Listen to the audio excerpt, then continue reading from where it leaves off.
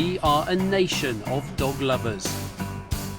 1 in every 4 homes has a dog.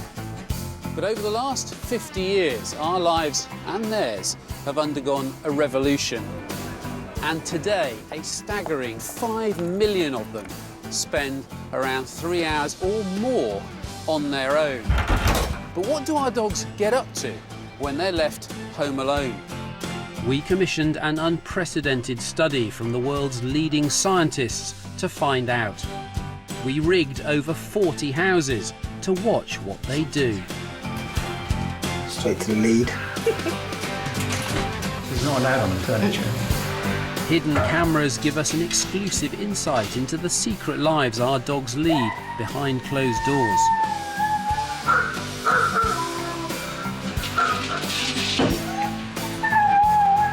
I find that quite shocking. It is, yeah.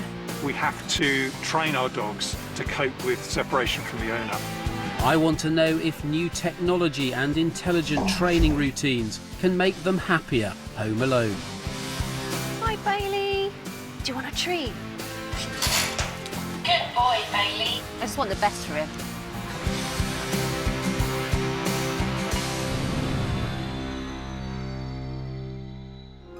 Dogs are highly social animals, so perhaps it's unsurprising that when they're separated from us, they can develop problems. As we increasingly leave them for some or all of the day, I want to find out what impact that's having on their lives and ours. I'm going to meet Bruno, a 2-year-old Rottweiler boxer cross, found abandoned on the Brecon Beacons. Alicia and Evie, his new foster family, saved him from a rescue centre where he was due to be put down. Hello, I'm Mark. How are you? Can I come in? Yeah, That's a big dog gate for a very big dog. So what's he like when you first brought him home? He followed me around for about 3 or 4 days and just didn't play or didn't do a lot really. He was just quite scared. But it didn't take him long to come out of his shell. How big a friend is he to you? Really big, because I love him. So when did you start thinking there are problems when you leave? Well, there was always an accident in the house, and then my neighbours started to say that they could hear howling. Then he just sort of tried eating through the door, and he ate the phone wire. So all this damage here, Yeah. he ate through this cable here. Yeah. Okay. When I leave, looks all scared and goes sort of stiff looking, and then he goes to his bed, sort of just he gives you the sad look, and I leave. Well, I just pulls on my heartstrings. I want to get back for him because I know he's obviously upset, and I don't like him feeling like that. How big a concern is this for you now? The thing is, I won't give him back to the kennels, and if he goes elsewhere, they might just think he's a naughty dog and that he's messing and he's disruptive, and then he's just going to get pushed from pillar to post or back to the kennels. So it's a problem that needs to be fixed. To help him, we need to find out exactly what he gets up to. We're rigging Bruno's flat with 10 cameras. There's one there, another one in here.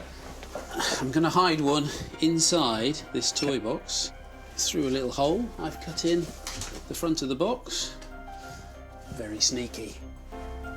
And then in the hall, I've already set up 2 more, one in the letterbox, and then up here, a thermal imaging camera, which we're hoping will get some really intriguing images of what's going on inside Bruno's head. And I hope that's got me in focus. Sorted. Over the course of 2 weeks, we filmed Bruno when he was left home alone.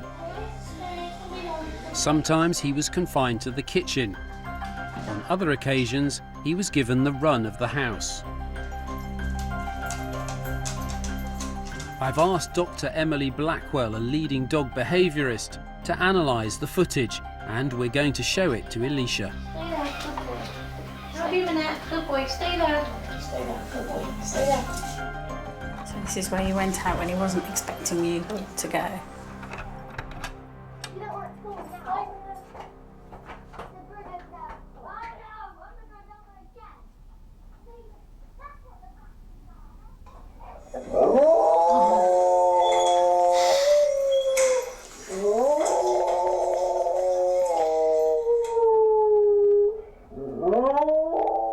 There he goes. He's got a hell of a voice on him, Bruno. Inside that very big dog is a very small dog Yeah, and I know who that. kind of He's needs very his mum. delicate. He Yes, is. he Very needs his delicate. mum. Real Yes, sensitive yeah, soul. he is. Bruno has a set pacing routine, taking in the hall first, then the sitting room, then the kitchen, then back to the front door before starting again. Oh, it's just he can't relax, can he? Love him.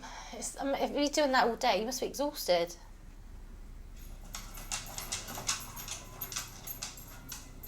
He doesn't ever eat when he's left alone, does he? That's quite typical. Bruno is never left longer than 3 hours.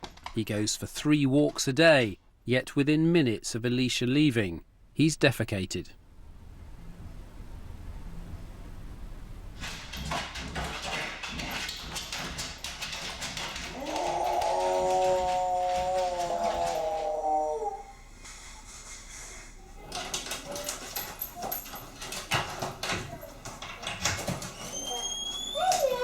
Oh, I can smell food.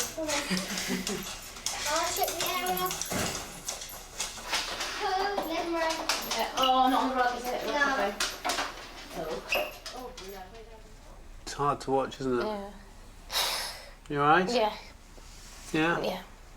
What's going through your head? Just at the how moment? quick he would, like the toileting. It's obviously it's like anxiety, isn't it? Straight away. I just can't believe it was just so quick. He just went to the toilet, like, you know, and he'd been out just before, and yeah. Is that what you imagined was going on? I know he's been howling because people have told me, but it's just different seeing it. It's not nice, and just like how he's chewing the door, it's like really trying to get out and get back to me, or what, I don't know what, you know. I mean, I think the big thing to take away from this is actually this is treatable, Okay, yeah. which is That's really good to know, yeah. Okay. So what we need to do is approach it in 2 main ways. The first way is to try and make him a bit less dependent on your attention so that he's happy being left on his own eventually. And the second part is to change his perception of being left alone, because at the moment to him it's the worst thing in the world. And what we want to do is actually teach him you're going to come back and he doesn't need to get anxious or worry about it. Yeah. It is tough. Yeah. It's going to be tough. But we're here to support you. We're at the end of the phone. We're going to come around here all the time, see how you're getting on, make sure you're doing everything right, and hopefully make Bruno happy. Good. You'll be sick of the sight of it. There's a lot riding on his treatment. If Bruno doesn't get better, Alicia may have no choice but to give him back to the rescue centre, where he'll face an uncertain future. We're going to be following Bruno to see how his treatment goes. When I was a vet in practice, treating behaviour problems in dogs was more of an art than a science. But today, cutting-edge research is now being used to investigate what dogs with separation problems are thinking and feeling. I'm taking the video evidence we've gathered to Professor Daniel Mills at the University of Lincoln, who's delving into their minds. Just take me through the kind of work you're doing here now. Okay, so what we've been trying to do here is trying to tease out sort of the underlying reasons why the animals show the behaviour. In relation to separation-related problems, there's 3 core emotions that seem to be most commonly involved, and which 3 will vary from dog to dog. So there is panic, which is associated with a strong attachment. The second one is fear, and the third one is actually frustration. Bruno suffers from separation-related problem. What we're trying to work out is which emotions are underpinning the signs that he's showing. What we see is that there's at least 2 different emotions that seem to be involved. For example, the howling and things like that suggest the fundamental emotion of attachment, like the attachment a child has to its mother, may be playing a part. But also, frustration is playing a role. Professor Mills wants to take a look at the thermal imaging footage. Researchers found that the temperature of dogs' ears is an indicator of their brain activity. The footage could help us see what's going on in Bruno's head. So the brighter areas, like here, that's quite hot, whereas the surrounding environment you can see is quite dark. A lot of activity in relation to unpleasant events are processed by the right side of the brain, and as that side of the brain gets more active, so we see more heat. What we're interested in is whether or not there are differences. You can see that the right ear is warmer than the left ear. That's consistent with him being more distressed. So it fits the theory that actually the right side of the brain in dogs is associated with negative emotions. Would you still get that side of the brain lighting up if it was frustration? That's one of the places we want to go with this technology, is actually to look to see, in the cases of frustration, whether or not you see right or left activity. Oop, yeah, he's turning his head. Something's coming towards the door. And what's interesting is, you see how this ear has started to heat up? Now, this could well be, you can actually see it change now, this ear. So it's something positive that's happening. Tail suggests it's positive. Yeah, that's certainly true. But we're seeing actually the shift. Yeah, and those are the owners coming back. So where does this take us? I mean, this is the very early stages of what is at the moment a research technique. So understanding the underlying neuroscience really helps us develop our treatment programs so that they can be more specific for a particular case. Analysing our footage has allowed the scientists to get inside Bruno's head, and they now know he experiences a toxic mixture of fear, frustration and panic whenever Alicia and Evie leave him. Dr. Emily Blackwell has prescribed a tailor-made course of treatment to help him learn to be happy on his own. First, he's taught to relax. He's given a new dog toy called a Kong. It's stuffed with treats. Okay, so we need a way of showing Bruno that this is different from when you go out to work and he becomes anxious. Okay. And we need some kind of signal for that. And what we often use is a different mat or bed that the dog hasn't seen before. Okay. Do you have anything like that, Alicia? That's perfect, thanks, Alicia. And what we're going to do is just let Bruno see this, put it down on the floor. What's this? Give him his tasty Kong. What's this? We're going to have a new word that you say, so something like relax, Bruno. Relax, Bruno. Give him his Kong. Good boy. And then you just sit there. We don't want you petting him at this stage, just sitting there so you're there. He doesn't have to worry. He sees the black mat and brilliant, that means Kong time. Yeah. For how long a time should sit? To begin with the relaxation training, just the whole time it takes him to eat his Kong, you just sit next to him. The next stage involves Alicia gradually moving away from him. What we'll get you to do is literally one step away and then back to him again. And then if you've done that a number of times and you're 100% confident that he's happy, just 2 steps away. Okay, and then back to him. Bruno is one of 8 million dogs in the UK, but is he alone in suffering from separation problems? No one knows how many dogs are affected, so we've commissioned the UK's leading scientists to undertake a research study to find out. And they're doing it right here because in terms of dogs, this is one of the most populated postcodes in Britain. Welcome to Bristol. Over 6 weeks, a research team headed up by Dr. Rachel Casey recruited 40 dogs.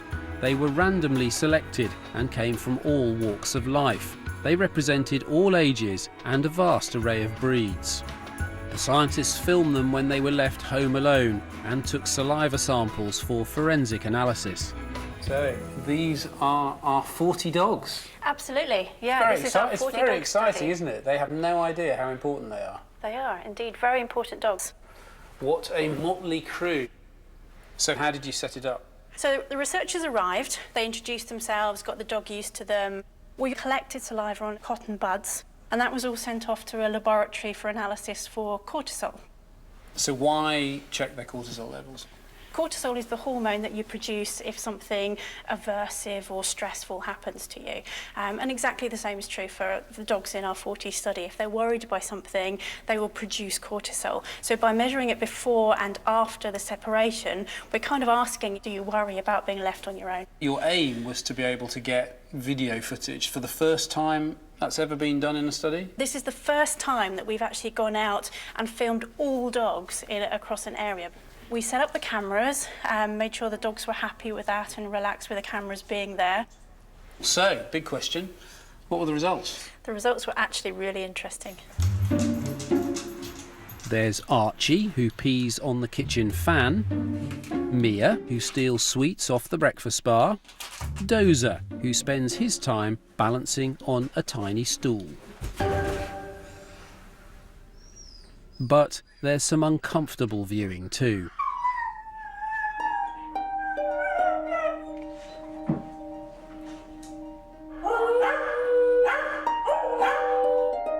Dr. Rachel Casey has analysed all the video evidence and takes me through their results. There are some dogs that are totally unaffected when their owners go out. Todd here is a great example. Most of the time he's pretty sleepy and relaxed. And Wizard here with his friend is also relaxed. They're sleeping and inactive, and I wouldn't be concerned about those dogs. Okay, this is the group of dogs that are showing really active signs that they are anxious. This little dog spends his whole time running about, looking at the child gate, running backwards and forwards, jumping up and down to look out the window to see if the owner's coming. His ears are really pulled back. He's also licking his lips. He's obviously showing signs of anxiety.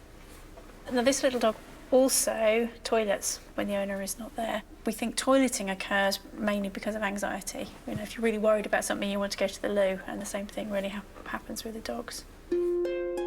Star here stares at the door a lot. This dog's really worried about the owner going out. This is quite interesting because this one of these Cocker Spaniels here is clearly worried and the other one is not. So having other dogs doesn't necessarily protect against separation problems. From the video evidence, Rachel has discovered that 15 of the 40 dogs in our study are showing obvious signs of separation anxiety. But the video evidence is only part of the picture. The saliva samples are still to be analysed for signs of stress. In part 2, we find out the results, and I meet one of the noisiest dogs from the study to find out why he's unhappy and what we can do to help him. We've been investigating what happens when dogs are left home alone. I'm off to meet 10-year-old German Shepherd Max, who lives with Alex and his partner Nancy. He's known locally as the neighbourhood howler. And he's got a very big set of lungs. Hello, Max. Hello, Max. Hi, Nancy. Hello, sweetheart. How are you? In you come, in you come. Does everybody know Max as a result of his voice? I've had comments from sort of neighbours 2 or 3 doors up saying your dog howls. How does it make you feel? You have to leave the house. A main factor of my day is to try and get back as soon as possible, really, because it is a stress. I don't want him to be unhappy, any help, but luckily, me and Nancy together, we can sort of work things, but it's always there in the back of my mind. Dr. Emily Blackwell and I have discovered what Max gets up to when Nancy and Alex go out. Now they want to see for themselves what he does. Okay.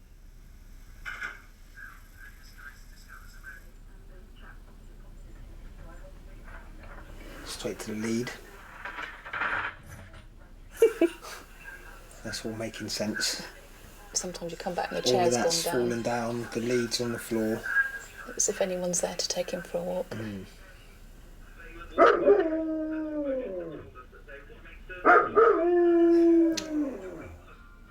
He's not happy at all though, is he? Did you do this for the whole hour? On and off. When Nancy and Alex go out, they leave Max in the living room with the radio on for company.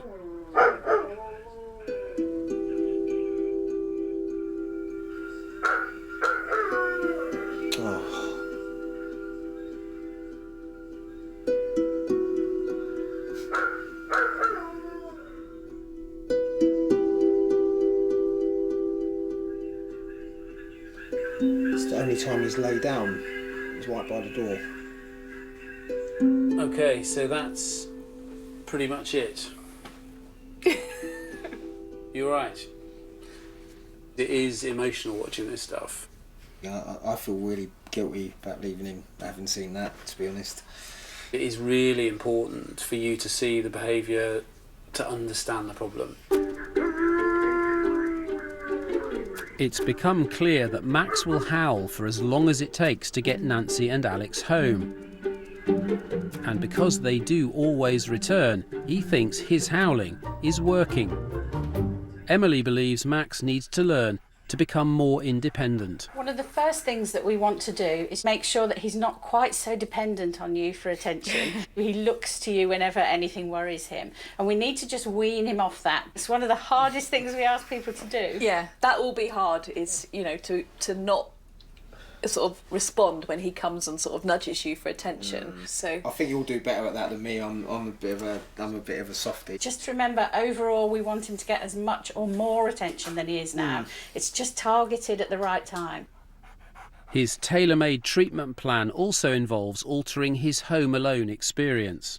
So we're going to change everything. We're going to take away the radio and replace that with the television. We're going to take him out of that back room and allow him some access to the rest of the house to make it very different. And we're going to give him that nice new bed, a nice tasty bone, and teach him just to relax. So what we have to do is to be able to get him to realise that even though he's 10, old dogs can learn new tricks. Howling is a real problem in urban areas, and hundreds of noise abatement orders are served each year. If the howls continue, the owners could face a £5,000 fine and, in extreme circumstances, a criminal record. To neighbours, howling is a nuisance, but scientists think it can reveal a lot about what our dogs are trying to tell us. Professor Adam McClosey is the world's leading dog communication scientist. Every pet dog owner would say, if only my dog could talk. But the reality is they do talk. They do have an extraordinary range of vocalisations that have evolved over the 15,000 years or so that dogs have had a relationship with us. Yes. Basically, dogs are communicating and they're using their vocal abilities to express themselves. Can I just play you some clips just for you to be able to, if you like, act as interpreter for me? Okay, so this is Max.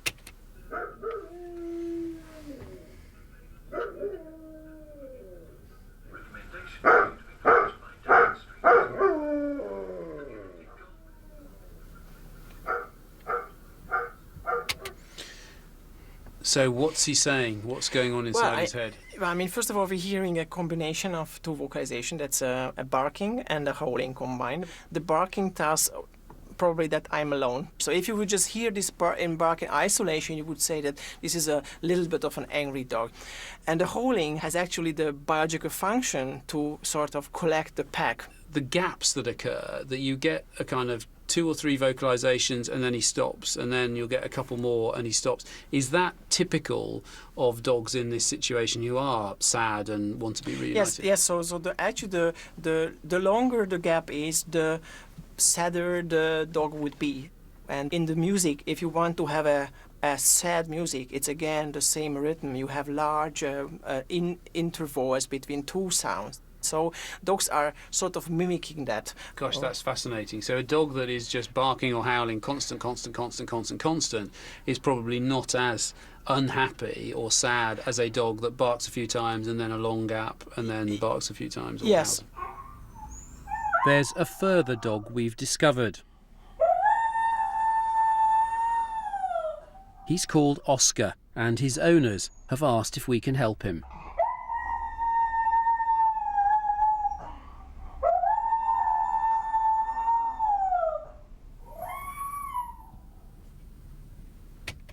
That's hard to listen to because you can feel yourself tensing up. In this case, I think it would be categorized as an exceptional type of howling. So in a normal situation, the howling is always about reuniting the pack. However, here we have an abnormal howling, which is actually quite high. So basically, this dog is saying, I am in the danger, and maybe this leads the dog to that sort of very high-pitched voice. So the key for you in Oscar's case is not just the fact that he's howling, but the frequency of the howling is so high-pitched. Yes, and this is probably because his situation is very much stressful to him. Oscar is in real despair. His separation problem is so severe, his owners are worried it's affecting his health. They've recently discovered he has diabetes, and the stress may have exacerbated his condition.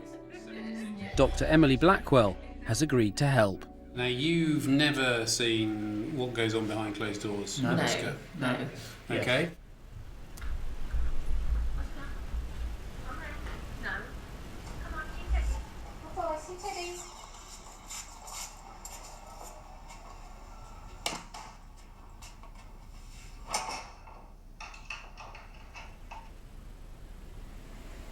Oh, yes. Look at his little face.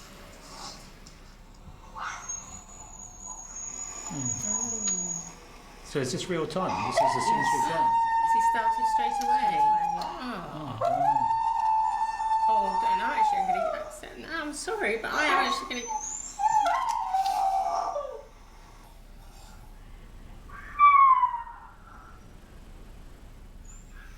Sorry. No, listen, it's very upsetting to watch when you haven't seen it before. Yeah.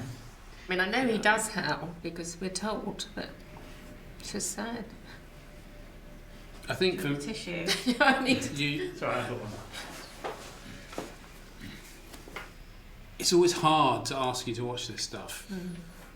It is tough to watch. Are you all right to carry on? Yeah. Well, we know he goes on that chair, don't we? We discover that, yes. We always find the cushion pressed down, so. Because he's not allowed on the furniture.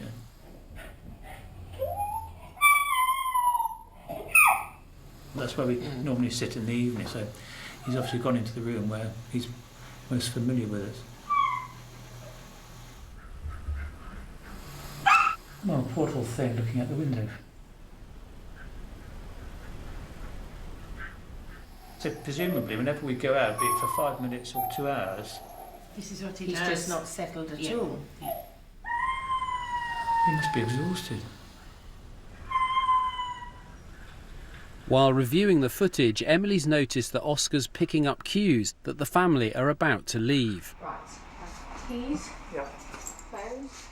She believes they're triggering his anxiety. Come and see Teddy's. Come on. Come and see Teddy's. Good boy. The final part of their leaving routine involves June telling Oscar to go see Teddy's. So you think you're doing it to comfort him, like giving a teddy bear to a child, but actually what it's doing is signalling to him that you're about to go out and leave him, so it's a really bad sign to him. So he understands.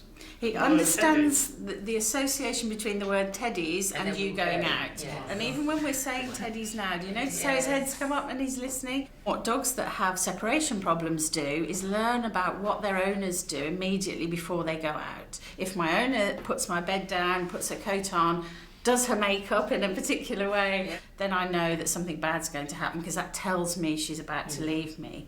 And that's when they start to get anxious, even before you've gone out.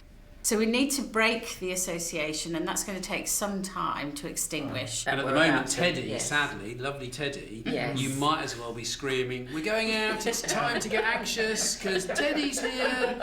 You know, that's how it kind of comes Teddy's across. going. Poor Teddy. Our dogs have extraordinary powers of observation. Scientists are using a range of eye trackers and experiments to investigate how intently our dogs study us, how they observe our every move. Oh, what's this? Dogs are the only animal that can read our emotions and predict how we'll behave next. They can even detect our pupils dilating. The saliva samples from our 40-dog study have now been analysed for cortisol, a stress indicator. Coming up, I discover what the results can tell us about our dog's state of mind. We've studied 40 dogs left home alone, and cortisol samples were taken to see how stressed they were. The cortisol results were really interesting. What we found is for the group over there, the relaxed dogs, we really found no difference in the cortisol before and after they were separated. For everybody else, we found across the whole group, we found quite a big difference between pre and post separation. And really interestingly, this group here, the ones that are inactive anxious, had just as much an increase in cortisol across the group as the ones that were active. So these guys are affected just as much by being left on their own as the ones that are showing signs like barking or howling or running around. So we've got 5 dogs then that we're not worried about. Okay, they're chilled, they're happy when their owners leave. That's cool, that's good. We've then got 2, 4, 5 dogs where the owners report they think there's a problem And lo and behold, there is a problem. So these are dogs we're worried about, but the owners know about it. So again, that's kind of cool because they can do something about it. They're aware of it. This group, from here onwards, is really fascinating, isn't it? So we've got 3, 6, 10 dogs who are active in terms of their behaviour. So they're doing lots of stuff. They're vocalising, they're toileting, they're showing all the classic symptoms of separation-related disorder, but the owners are completely unaware. That's intriguing. But this is more intriguing to me, is this huge group, the majority, the biggest group here, they are in trouble. They're struggling with being left alone. Absolutely. So the fact that they're sitting down, you know, apparently quiet, doesn't mean that they're not feeling some kind of anxiety and are worried about being left on their own. So it's intriguing, these results, completely intriguing. When you step back and look at it, it's stark, isn't it? I mean, how few dogs in that study are fine, are chilled. Yeah. I find that quite shocking. It is, yeah. Of our 40 dogs, the scientists are concerned about 34. That's a staggering 85% of them. Now, this is a pilot study, but if we extrapolate those results over the whole UK dog population, 7 million dogs could be suffering from separation problems when they're left home alone. Most of them without their owners even knowing about it, and that's a very sobering thought. This problem is treatable, and I'm off to find out how Bruno is getting on. It's all quiet on the Bruno front. That's a very good sign. Hi, Evie, how are you? Hello. What's the training that you've been really working on? The mat training's the one we do most, I think. He gets excited when his mat comes out, and we have a Kong, and because it's been hot, we've been using sort of frozen pate in the Kong. Yeah. He absolutely loves it. He gets so excited, and he stays on the mat. The first week, he was just still continually watching me as I walked away. Good boy. So I was a bit like, we're not getting anywhere, so I had to just go back to sitting again. And then after that, we've just gradually done, and now I can go to every sort of exit.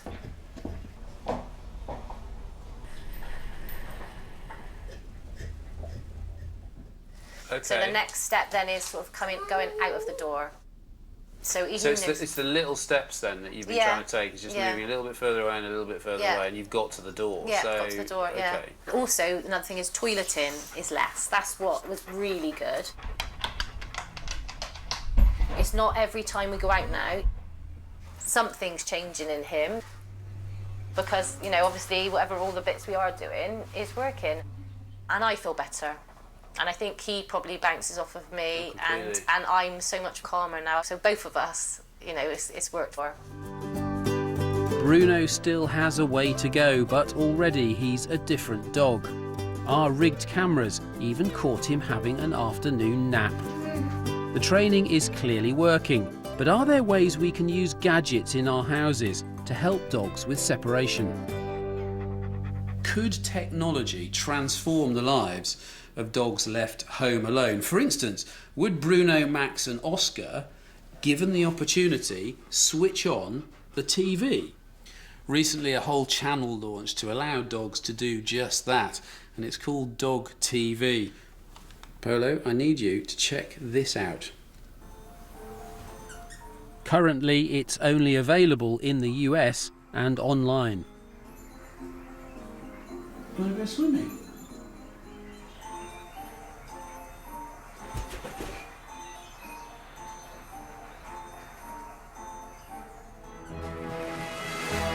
I have no doubt it's the beginning of a canine entertainment revolution, and all kinds of gadgets and geeky gizmos specifically designed for dogs are on their way.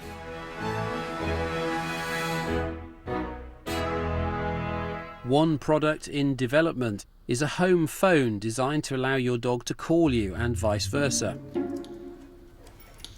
It's Nikki's invention, and she's testing the prototype with her dog Bailey. A sensor on the device detects when he approaches it. Hi, Bailey. Oh, I miss you. Bailey, you sitting? Not only is it a phone, it's also a treat dispenser. Oh, good boy. Do you want a treat? Good boy, Bailey. Good boy. Hey, Bailey, how about a high five? High five. Good boy, Bailey. Good boy. Okay, I'll be home soon. This may entertain Bailey, but it's no substitute for them being together.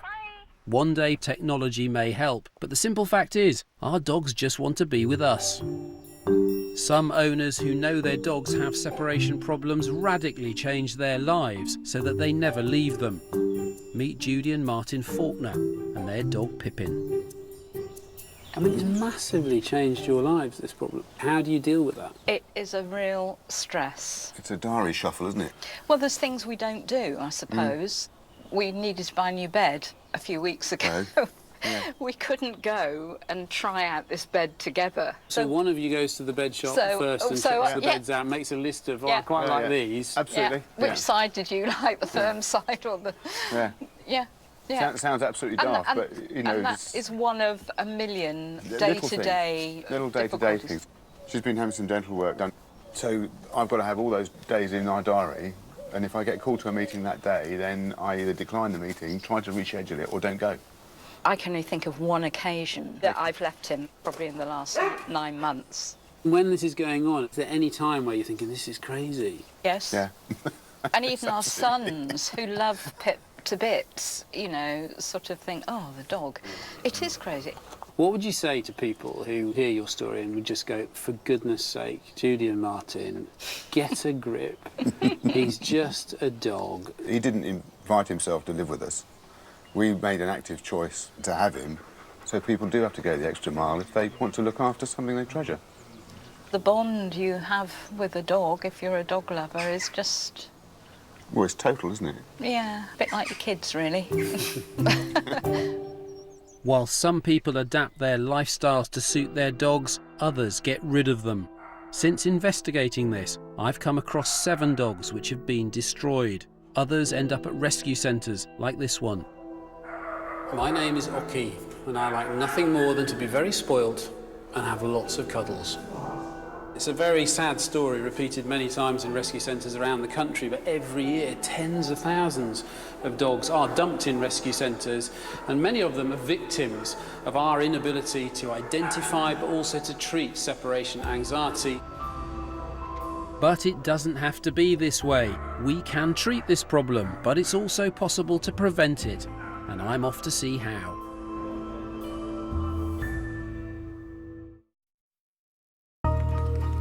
In Britain today, there are over 200 different breeds of dog. No other single species of animal on Earth comes in so many diverse shapes and sizes. Rottweilers like Bruno were originally bred to herd cattle.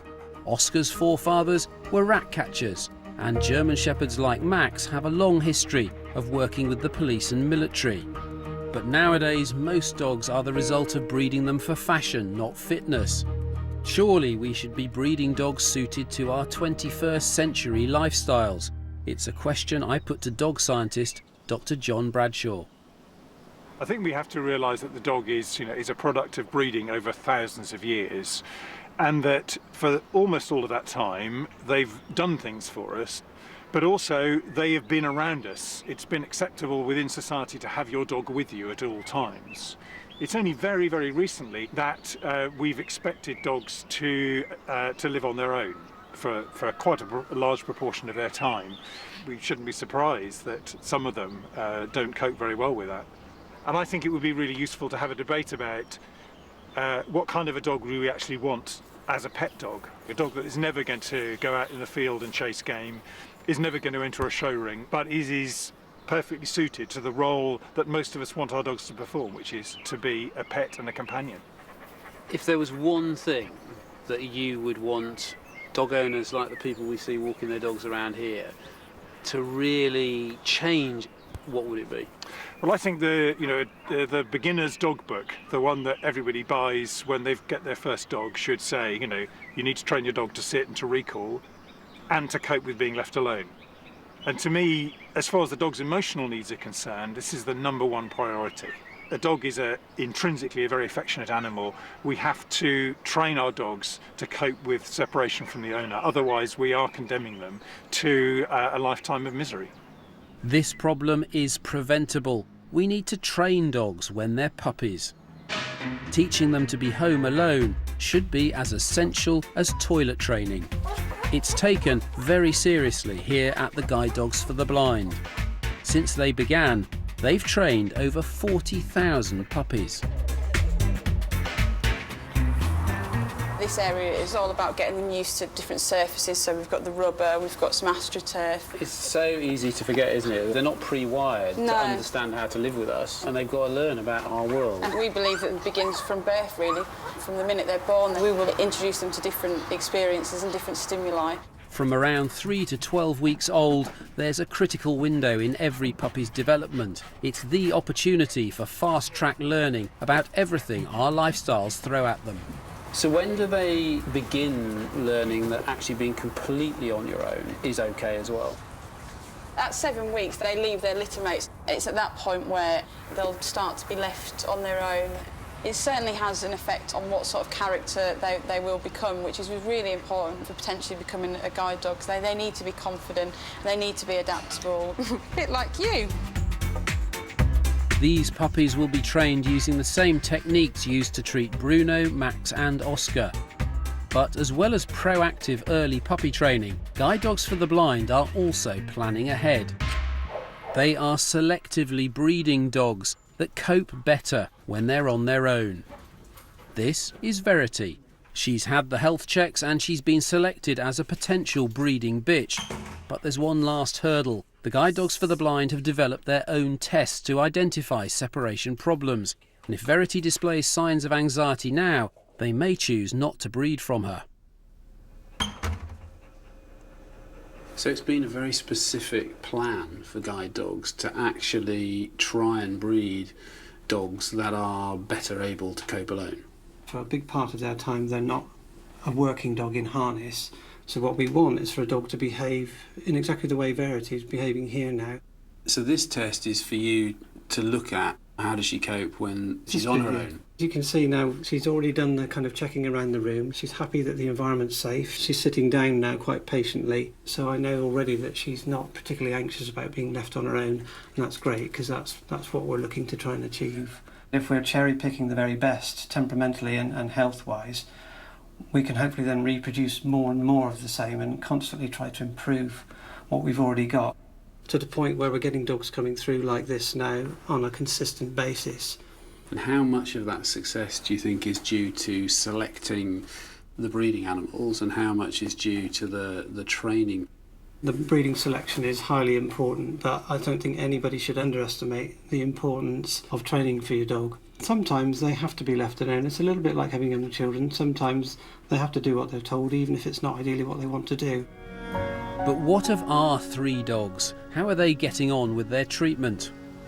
Bruno's making progress with his separation anxiety, but he has other problems that are worrying Elisha. I think where we live is quite noisy, and he's very anxious with any noises. So it's not, it's not great for him. Things are disturbing him all the time. Fireworks went off the other evening, and that kind of set his anxiety off massively again. I think he needs a calmer life, a bit quieter, he may be. Elisha is concerned that city life will never suit Bruno. She faces an agonising decision. So what are you going to do? I've kind of decided that we can't keep him just for his benefit.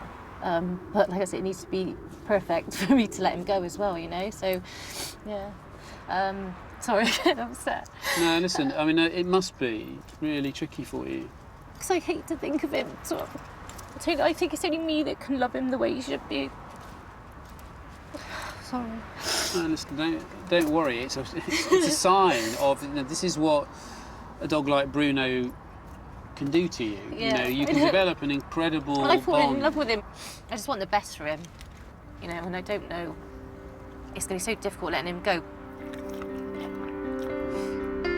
Elisha's hope is that she can find a loving home for Bruno somewhere quieter in the countryside. Meanwhile, Oscar's diabetes, which may have been triggered by his stress, is now being stabilised. As soon as he's better, the neighbourhood howler has been on the treatment for 4 weeks. He has a new mat, a new home alone routine, and when Nancy and Alex are away all day, he goes to dog daycare. Max. So how have you got on trying to teach an old dog new tricks? I think it's still going to be some time. We will get there, but I think he's chilling, because I've got more of an understanding of what he's feeling, and more of an understanding of dog behaviour, which I didn't have. So in terms of other people who would be in your situation with a dog like Max who are struggling, what would you say to them? Be patient. You just got to keep at it, and it is just about as much of training yourself and the bad habits that we do as it is with the dog. If he's happier, then that's a good thing, isn't it? But I think he is a lot better. So there's a light at the end of the tunnel? Yes, definitely. Definitely, yeah. Definitely. When I began this film, I had no idea that this was such a big problem, but worryingly, it seems the vast majority of pet dogs in Britain struggle to cope when they're home alone. Lots of them suffer stress and anxiety, many of them in silence. It's clearly a welfare issue and largely one that remains hidden. But it doesn't have to be this way. Our scientists and experts have shown there is hope. It's both preventable and treatable. Eh?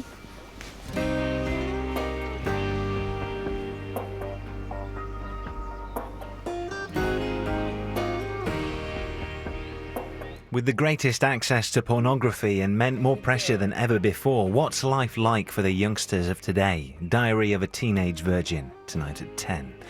The pressures that cost the NHS £3.5 billion a year. Next though, 999 What's Your Emergency?